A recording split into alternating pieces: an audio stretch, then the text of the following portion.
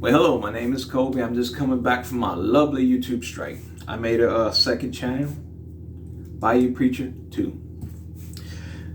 I want to bring something in my research to your attention. Our Bible has 66 books in it today.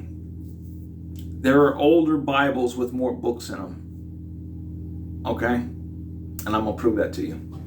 I know Revelation chapter 22 verse 18 states that anybody add or take away from this book, God will add the plagues of this book and take your name out the book of life. And this is a very serious warning. All right, the oldest Bible I found in my research was the Ethiopian Bible. It had 88 books. Yet our Bible has 66 books. I don't have an Ethiopian Bible. So I started looking for English translations older than the King James, and this is what I found. I found the Matthew's Bible. This is 1537. It's a reproduction. This is Williams Tyndale and Miles Coverdale, John Rogers' work. A couple of these guys were martyred at the stake. One was choked first, then burned at the stake. The other was burned at the stake in public, man, for printing the Bible in English. So people died. Make sure you have a Bible in English. This Bible has 80 books. Standard issue. It has Apocrypha in it as standard issue in 1537. This Bible has no verse numbers at all. It's in Gothic print. It's real beautiful. The most beautiful Bible I ever held in my hands. It's hard on my eyes to read, so I only use this for reference only. I mean, the beautiful pictures in this thing. Anyway, like that, for instance. Can you see that? Now, this Bible came with, I think it was ahead of its time, man. It came with some red lettering of, if you want to read the Bible in a year or something, but it doesn't have red lettering where Jesus spoke. This is something more like a collector's thing to have. Like I said, men died. Make sure these Bibles were in English. Then I found the 1560 Geneva Bible. This Bible I recommend over that one, okay? Because it's in broken English, easier for me to read than that one, easier on my eyes. You will probably need a magnifying glass for both of them. This Bible came with 80 books, standard issue, the Apocrypha in it, standard issue. This is John Calvin and others came up with this Bible. This is the Pilgrims Bible. This Bible was the first Bible with Bible verses in it. The first study Bible had all the stuff on the side. In fact, Bloody Mary hated this Bible and would burn the Christians, the Puritans at the stake, with this Bible around their neck. Because this Bible talks evil against the Catholic Pope. They thought he was the Antichrist. That's what the Pilgrims and all them believed. Very interesting.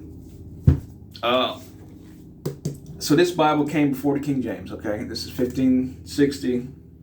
The King James didn't come out till 1611. The Pilgrims loved this Bible. William Shakespeare quoted it. I actually love this Bible. It's really good. So King James came out in 1611. It had also 80 books in it. It had the Apocrypha standard issue. I thought that was interesting. In fact, I found out in my research the Apocrypha was in every Christian Bible until 1828. And somehow it's not in our Bible. So I started going back to the Geneva and to the King James to compare them. For instance, like key scriptures, about rapture and end time prophecy. And there is difference between the two. For instance, I'm going to say real quick. When it talks about two were taken, one be taken, one be left. Geneva says one be accepted and one be rejected. So I find these things interesting. I use it to compare. I want to tell you the Catholic Bible. This you usually find in a hotel room, if they still do that today. This one has 73 books in it. As part of the Apocrypha. Yet our Bible only has 66 books. It makes you ask questions.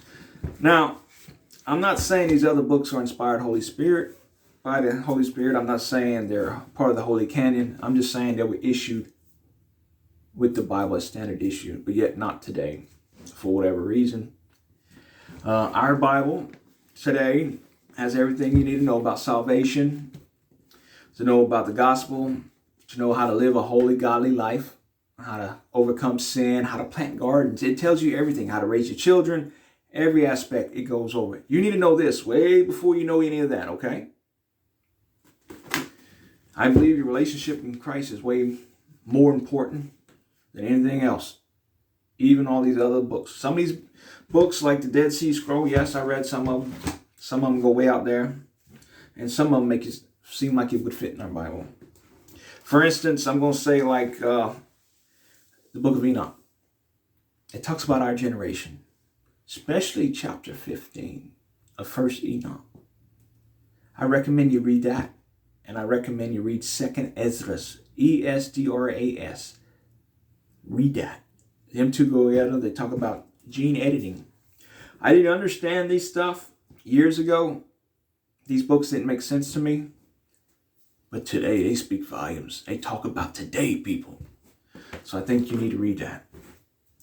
Remember, stay close to God. If you want to grow spiritual, you want to be a more spiritual person, it's your prayer and it's your time in the Word and your time with God, okay? That's how you fix your relationship with Christ first. I do love you. Keep up the faith. And I just wanted to bring that up to you. There were other Bibles with more books. I don't know why not today, okay?